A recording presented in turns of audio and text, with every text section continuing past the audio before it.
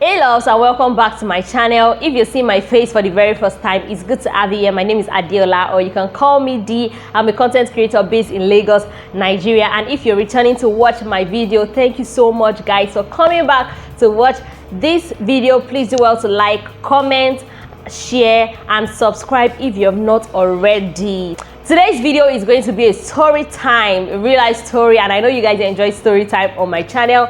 So if you want to know what it is, although you've seen it from the title, you want to keep on watching, you want to watch this video to the end. This past week there was a discussion going all around social media, on Twitter, on every social media platform, that's talking about toxic bosses and toxic work environment. And I felt like, oh, can I really relate to what these people are saying? But on deeper thoughts, I felt like I have an experience. In fact, I have experiences of toxic bosses and toxic work relationship. I felt like it would be a good thing to share on my channel. Let me know in the comment section if you have any experiences. Let me know, drop it in the comment section for me, and let's talk about this. So without further ado, let me just go straight into today's video. To give you a bit of a background story, I am a professional photographer. That is what I do for a living. I do not have a 9 to 5. And you know, in the photography industry, there are different people we work with makeup artists, we work with fashion designers, we work with hairstylists, we work with a lot of other people, event planners, video guys. I have two scenarios I want to paint out to you, like this story, yeah, it is well. So the very first situation I'm going to relate with you guys is a situation of a photographer. You have another engagement already and you have to outsource some of your jobs to other photographers to do for you. So this is the situation here. So guys, just follow me and drop your comments. Let me know what you feel about this situation. So I got a call from this photographer. And I would love you to help me cover this and this event at so place. Okay, we talked about payment and every other thing, the very important, payment, very important. So that was settled and we're like, okay, we are game. I went for this particular shoot and I shot the event for him. I gave him his work and I'm like, okay, I'm done, let me have my payment. And he paid me. And if you like my job, if you like what I do, if you like how I took your pictures, if you have any job that you want to outsource again in the future, you can call on me. If I'm not busy or if I'm not booked for that date, I will definitely take it up, you get. So like 2 weeks later, this Oga called me again and was like, hello, how you doing? Are you free so date? I'm like, okay, yes, I'm not actually doing anything. So it was like, okay, I want you to help me cover this naming ceremony for me. I'm like, okay, cool, this is the amount. And it was like, oh, that the client has not paid him, because I'm a photographer. So I understand that there are some times that, especially if you are dealing with a returning client, there are some times that the clients might say, okay, just come, you discuss about payment and the amounts that you would get paid for the job, but the clients will have not made any commitments towards that job, quote and unquote. So I understood the situation and it was like, oh, what it's going to do for me is it's going to give me my transport fare to at least go to the job, cover the job and come back. So when the client now pays, it's going to give me my money. Sounds like a good idea, right? Because he has a good record already with me. But little did I know that I don't know. I just felt like it has happened to me before, a client not paying before the job and they would eventually pay as soon as possible. Not like they would delay payments, but probably 2 days after the event they would pay up their balance or pay up the money they are supposed to pay. I felt like as a photographer I can relate. So I went for this job, I covered the event and I gave him the job as usual. Okay, submit to Oga, I don't do your work. Oh yeah, I can't collect your work now. Then I told him that okay, he should transfer the money to me because he did that the first time as well. So I thought he had my account details and everything. So 2 days later, I was like, this guy has not paid me. Oh, I'm like, okay, let me chat him up. So I chatted him up and said, Oga, what's up? How you doing? In my mind, because I'm this kind of person that I give excuses for people. If you're doing something wrong or you're doing something that you're not supposed to do, in my mind, I will give an excuse for you that, oh, probably you are going through 1 or 2 things. I will just give excuse automatically for you, not just like come at you and blame you. I'm that kind of person. So in my mind, I thought that Probably he has misplaced my account details or something like that. So I was like, okay, boss, how you doing? How's your day going? Please don't forget me. Oh, I dropped my account details, and that was it. So it was like, yeah, he was going to pay me. 1 week passed. I did not hear anything. What is happening? I was like, agreement supposed to be agreement. Then I started to like ask around, photographers, we have friends, we have cliques and all of that. So I was like, so person gave me a job. Oh, I went to cover for it. I've been like chatting him up, asking for my balance, and I'm not hearing anything from him. And they were like, Yusuf, hey, Jesus. Oh my God. I was like, what are you saying? Are you serious? Are you trying to tell me that this is what this particular guy does? I'm like, oh my God, I don't enter girl. As I heard that, okay, this person actually does not pay his guys or the people that he sent to work most of the time, I just felt like I erased the matter from my mind that, oh, I'm not expecting this money, this is gone. And so I just formatted that from my memory. And as God will have it, probably like 6 months later, I had the opportunity to meet him one-on-one. And I was like, I'm not the kind of person that will add my feelings. If I don't like you, I will tell you I don't like you, and there is nothing you can do about it. If I like you, you will know I like you, period. You understand? I don't hide my feelings because this life is once. What am I hiding for? Do you get? So I was like, I saw him one-on-one. I was like, Oga me, Eshemio. Like, I was like, I called a while. I was saying, you offended me, blah blah blah. He knew what he was. He knew what he did, but he didn't want me to loud it because body language and all of that. So I went to meet him in private, in camera, and I told him that, Oga, now wow, this kind thing. I talked to him as guy to guy because it was like, he might be, I should not be angry that he will send it tonight, but when he gets home, he will send it immediately, blah blah. Me, I was even thinking that, my loss for found money. My dear, till tomorrow, I've not seen anything. And this guy, he does not call me for a job again. I'm like, now wow, like really, it's just so annoying. Okay, if you know you would not pay this particular person, why bother calling them for a job, or why even lying? It's something that, okay, I've worked for you before. You can say, oh, Vintage, are you doing anything? I'm like, oh, boss, I'm free. I'll be like, okay, I'll give you TF. Go and me cover this thing. I will see you later. Or don't worry, we got that day. Do you understand that kind of thing? It's actually different from me and you bargaining. And at the end of the day, you're now playing smart. You're trying to hide. You're trying to do this and do that. I now decided, like, this guy, I'm going to frustrate him. I now chatted him up that, boss, what is happening? Like, I actually use a very, very, very, very official language. And I'm like, Oga, pay me my money. This is business, blah, blah, blah. Then he was like, why am I talking to him like this? That has he owed me any money before? That I don't know what he's going through. He started using all these emotional blackmail things. And I'm like, you did not tell me that when you gave me the job. So with all the back and forth, insulting his destiny and all of that, I just felt like, I've done enough. I've given you a piece of my mind.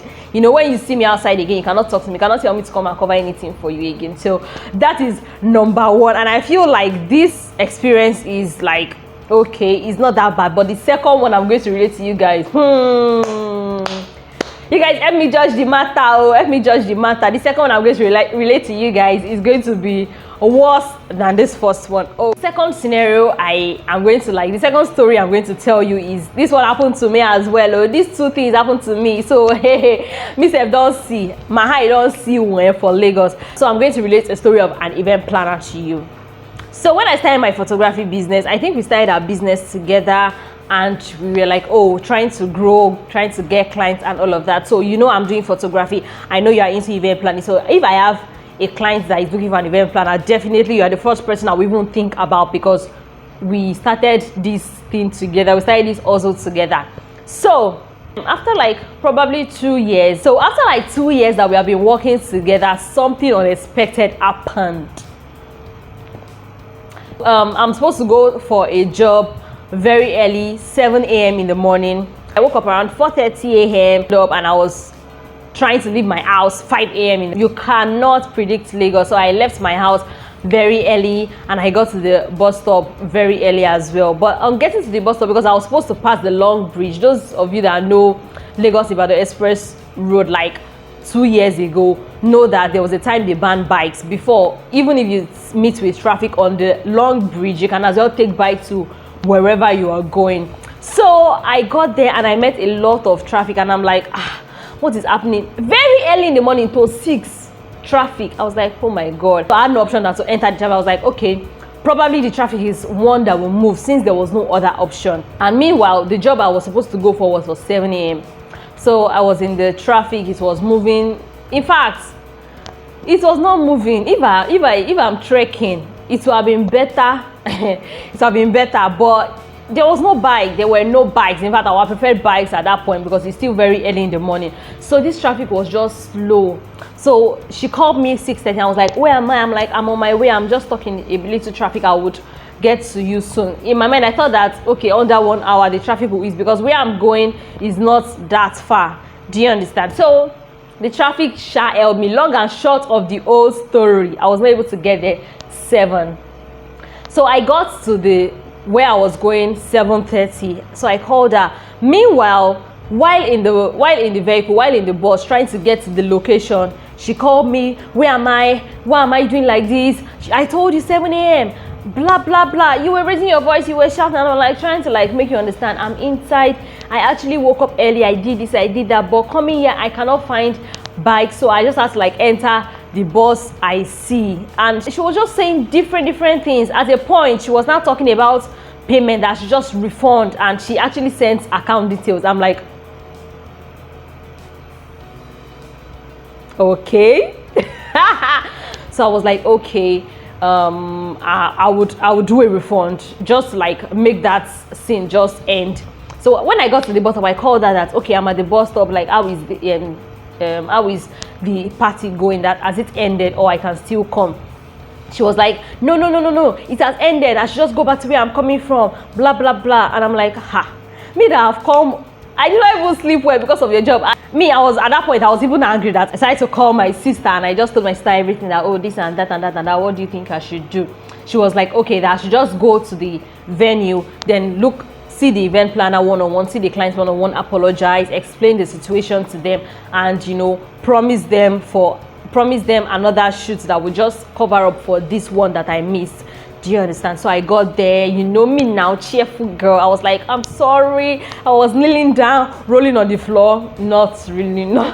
Just apologizing. I was putting all the blame on myself. I was kneeling down in my mind. At the end of everything, we were able to like get to a conclusion that, okay, fine, this happened, and okay, we'll do a later shoot.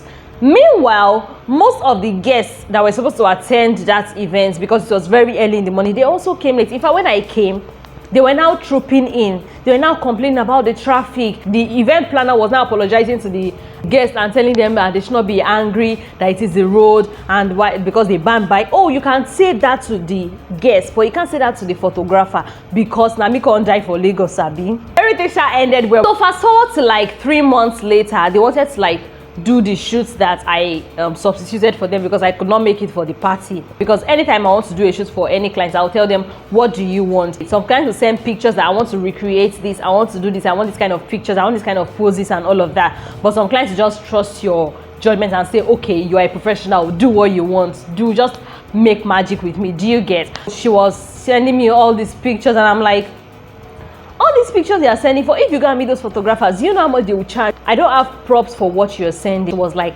and I have to find props that she does not want to know. Am I a decorator? Even if I have to employ the service of a decorator, how much did you give me, and how much am I needing to do decoration? So how much go remain? Like, this is business now. You're supposed to like be calculative, be sensible about whatever you are demanding.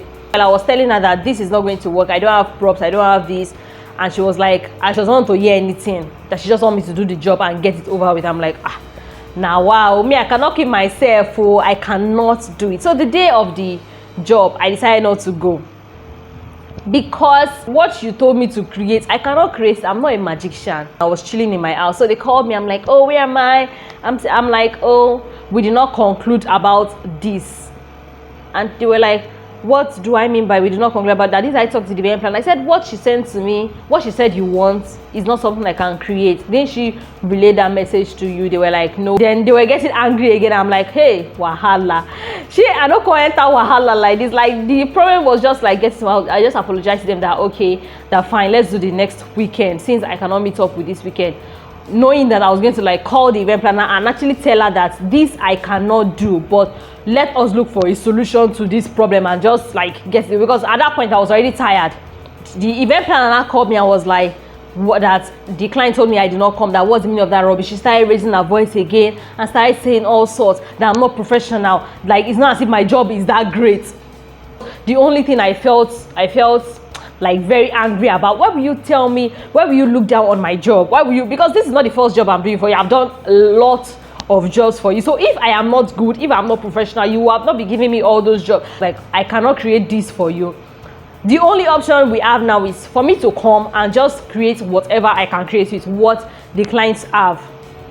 So she was like, okay, fine, I should come and create whatever I can create. So on that day, I packed my bags, packed everything, and I was about leaving my house.